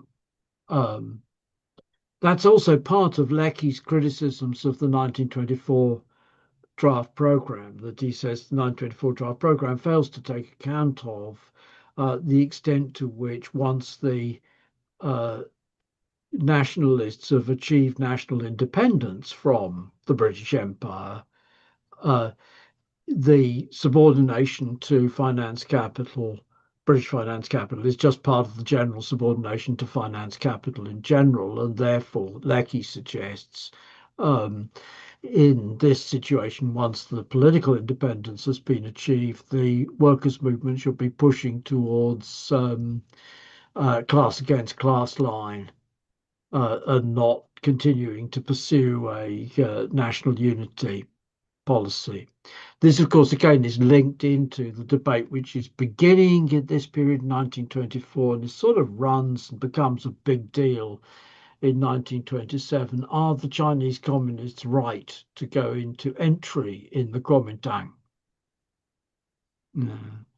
In fact, it's sort of, okay, fairly clear the Chinese communists were in fact right to go into entry into Kuomintang, because they go from 50 people to 50,000 within a year or something like that, through entry in the Kuomintang. But are the Chinese communists being unduly friendly to the leadership of the Kuomintang, so that they're going to be stabbed in the back, which turns into being one of the aspects of the debate between the oppositions and the Stalin, Bukharin, Rykov, Tomsky phase of the leadership, and of the development of Trotsky's critique of the Comintern in Third International after Lenin. So all of these things, yeah, but it's there from the beginning. It's not that it's sort of one of the things which they all say, this is part of the decisive break. Bukharin and Thalheimer and the Bulgarian guy introducing the program. The fundamental difference between us and the social democracy is anti-imperialism. That's it. Thank you, Mike. And please. Hi, how are we there? Yep. Great. Okay. Yeah, a couple of my well, I think the most significant topics, the nature of proletarian power and the attitude to nationalism, both of which separate Stalinism and the international left opposition, which was far from simply Trotskyism. Okay. Let me. I'm going to concentrate on the form, the nature of power. But what Moshe just brought up at the end, is very interesting, I think. I did put a couple of notes in the chat. Hopefully someone will click on the links, but that's up to you. Okay, anyway, the working class cannot come to power by gradually conquering the economy. Hopefully we agree on that. So we can't have an ever-escalating series of reforms within capitalism, which means that it's a very, very tiny step towards establishing socialism at the very end of this process. The nature of capitalism, its crisis-struck nature will not allow that. I think I think it was the 1939 program, but I'm not sure there. But anyway, as I believe one of the 1930s CPGB program says, the bourgeoisie will concede so much to the proletariat, in order to contain it. I think this is entirely dependent on profitability, profit rates, as to how far the bourgeoisie will go. But eventually, in any case, the limit is reached, and the rate of profit has to retain prime importance. The ruling class can only grant so much to the working class, and then it must resort to some form of repression, be that fascism or otherwise. So, agreeing with Mike in many ways, the reality is that the proletariat has to win political power. And I think that Mike emphasised that point over and over again. And I think he's correct to emphasise that point. It has to win the battle for power, or we can say I think Marx originally said the battle for democracy. But what do we mean by the power of the proletariat? The dictatorship of the proletariat, which I said we could call it democracy for the proletariat. But how does that differ from the current fig leaf farce of democracy, so-called democracy, which we have now? I mean, if you agree with Marx that the proletariat cannot simply take over the existing state and wield it for its own purposes, the existing state has to be smashed. And if like Mike, you discount the proletariat's own organs, which all these programs advocate vociferously, I believe. All these programs, emphasize, above all, the power of the proletariat's own organs. But Mike, I believe, discounts these, councils, Soviets. But what is left then? So, we've discounted the idea of taking over the current state and wielding it for our own purposes. We've discounted the formation of our own organs, councils type structures, involving instantly recallable delegates. What is there? What remains? I cannot really see anything apart from a party dictatorship, and that's the understanding that I get from Jack Conrad, who says that the working class must rule through the party. So is that the solution that you're advocating? However you word it and veil it, does it come down to a party dictatorship? Or what? What else? What other formulation do you have? Yes. Yeah, I think I'll leave it there. Yeah, thank you very much. Thank you. Thanks. Comrades, I suggest that perhaps in replying to Ant, but also we could use this now as a summing up, because there's only 10 minutes to go in this meeting. Perhaps a question we could answer is, what can we learn, if anything, from that period, from those drafts, and the British Road to Socialism, perhaps, or on what to do and perhaps what not to do in our efforts to build a real communist party, in our efforts to perhaps get organized in the Corbyn party, should it ever be formed. Mike, do you want to start? Okay, I'm going to actually, I think the substance respond to Ant, and I respond to Ant with 2 points. And it's addressed to this because precisely one of the issues, this 1924 program draft is precisely an example of how this idea that the way in which power will be achieved is through the self-organized organs of struggle. I think of the party as a as potentially self-organized entity, not just the trades councils or Soviets or shop stewards committees or combine committees. Well, 4 trades councils, Soviets, shop stewards committees, combine committees, and so on and so forth. But 2 problems. One, if you have a Soviet structure of government based on the organs of direct class struggle without political democracy. Actually, that isn't the dictatorship of the proletariat. It's just a different form of capitalist-style representative democracy.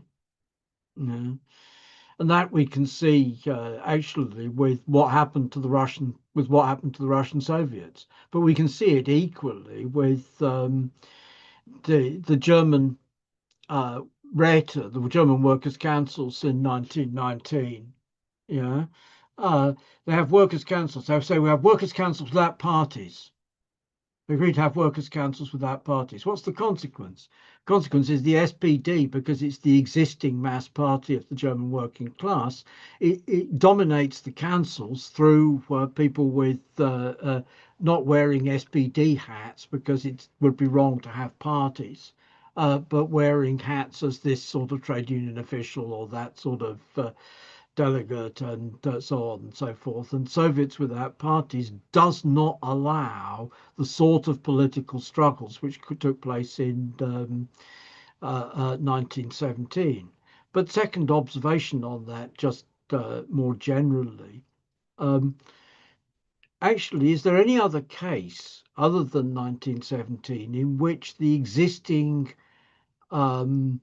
let's call them pro-capitalist workers' parties, because I think it's better to call them that than to call them reformists, have permitted, and trade union bureaucracies have permitted the conception, the sort of Soviets that happened in 1917.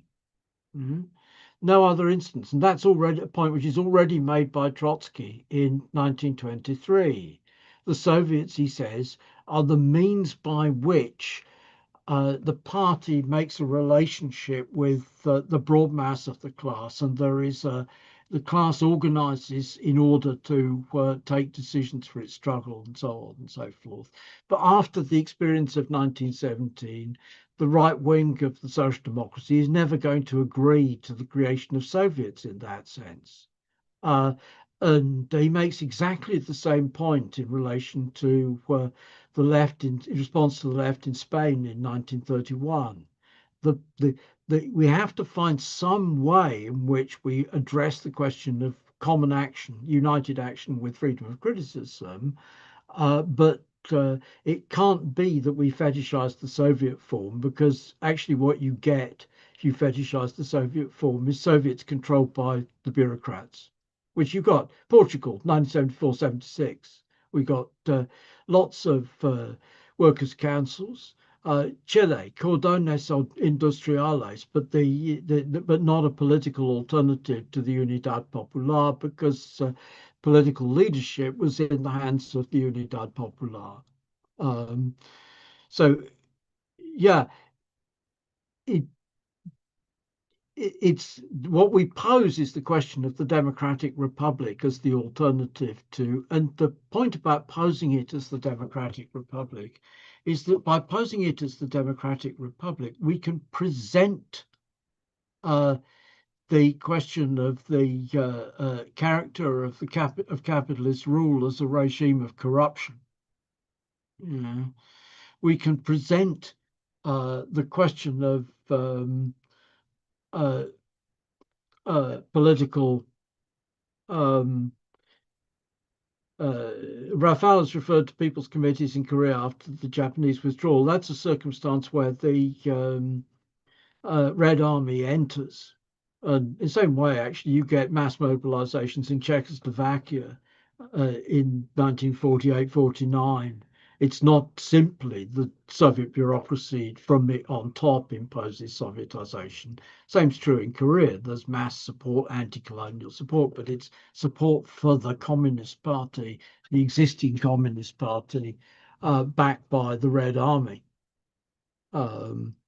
So this is how can we pose the question of workers' power, and the way in which we pose the question of workers' power is through posing the question of the democratic republic, which is a way in which we can pose the question of delegitimizing the bribe-taking MPs, the advertising-funded mass media as a engine of corruption, which forces the MPs to take bribes in order to be able to speak. The sale and denial of justice through the free market in legal services, and the institutional forms of what's called scorched earth litigation policy, scorched earth litigation tactics. The freedom of movement of capital as a means whereby capital can withdraw itself, which is through the deficit funding. So all of the workers' programs involve cancellation of the public debt, which can only happen through nationalisation of the banks and financial services sector. Yeah.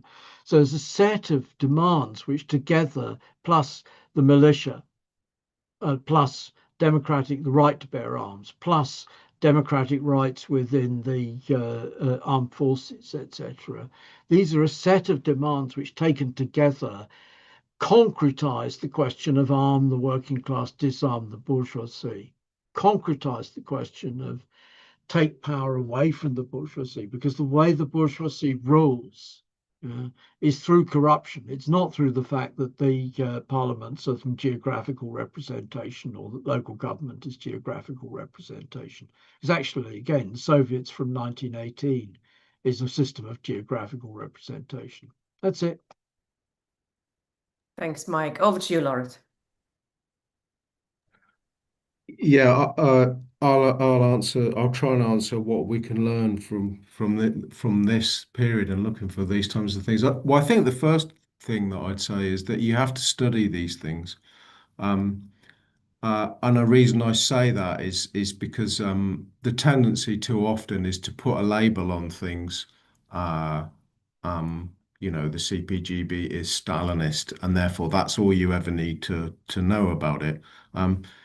It's not that I don't think the CPGB wasn't Stalinist, or that's not what I'm arguing either. But unless you actually study these things and actually work out the contradictions in these things, and the reason I say this is these talks that me and Mike and that me and Jack and that Tina hosts, they've been very unpopular with certain TAS leaders who they do want to live in this kind of world where you just label something, and what Militant said in 1983 about the CPGB of that era, that'll do, and that for it is. So you actually have to study these kind of things to kind of work them out. Because if I hadn't have bothered studying the 1939 CPGB draft program, I would have never have known that they were actually that they argued internally that they wanted to channel Kautsky's class struggle and Bukharin's ABC of communism, which is a very surprising finding, but nonetheless, it's something that's true, and you have to account for these things that goes beyond the labels. The second thing I think relates to current experience too. I have to preface this: I'm not a program writer, and I'm not an expert by any means on programs really. But what the 39 draft, the thing that strikes me about it is that in some ways, yes, here we have an organization that there's no, as Mike has explained as well, there's no way the CPGB, an organization of official communism in the late 1930s, is seriously going to win the struggle for a workers' democratic republic. That, in terms of the history that's happened, that's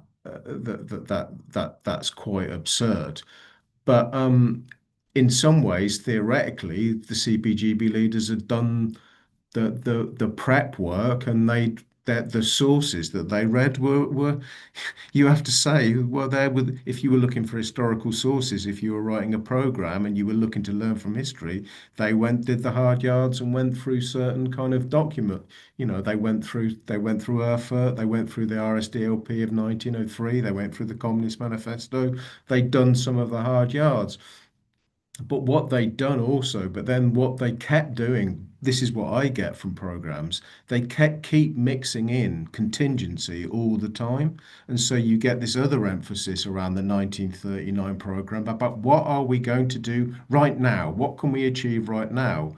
And their conclusion appears to me to be a bloody Labour government. Right. So this contingency, and again, I'm sorry, I have to go back to a current example which I've just experienced in TAS. It seems to me that the reason that the program that the TAS leadership had produced is so awful is not just because that they put it through an AI program to make sure that a 12-year-old could read it, and I'm not joking. It's not just that they did that, but it's also that it mixed in with the writing of that program has been a contingency, which is a need to polemicize against the CPGB on the question of transition.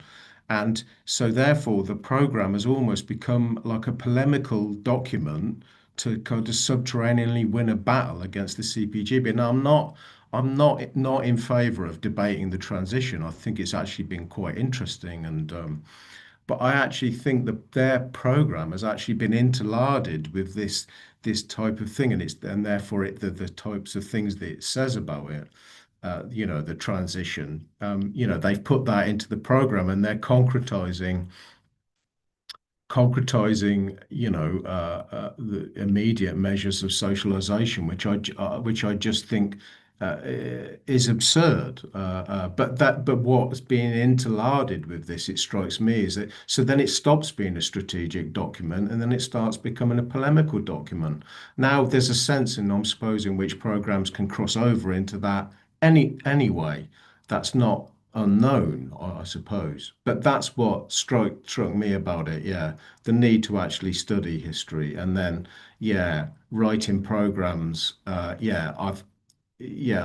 be, yeah, immediate action programs overlaying on strategic kind of concerns. I don't think it kind of works. I don't think any of that stuff kind of works. But again, I end this. I'm not a program writer, and I'm not an expert on programs, and you wouldn't put me in charge of writing a program because it would undoubtedly be too flowery, and I'd probably write a play instead or something idiotic like that. But so I end on that. So thanks. That sounds quite good, actually. A play as a program, the program play. I think that could work. Anyway, Yeah. we'll be talking about program in the next few months as part of this series, but also, of course, what's happening in the Corbyn party, etc. And that would certainly be of interest. If I hear there is a program going around, a draft program, but it is very, very within the framework of what we unfortunately expect. The nation state. It's very British road to socialism, unfortunately. So there's work to be done for communists who have a different perspective on this question, and we'll continue the discussion. Thank you very much, both to Lawrence and Mike, for really interesting openings and discussion, and thanks for taking the time to reply to comrades' questions and contributions. Good night, comrades.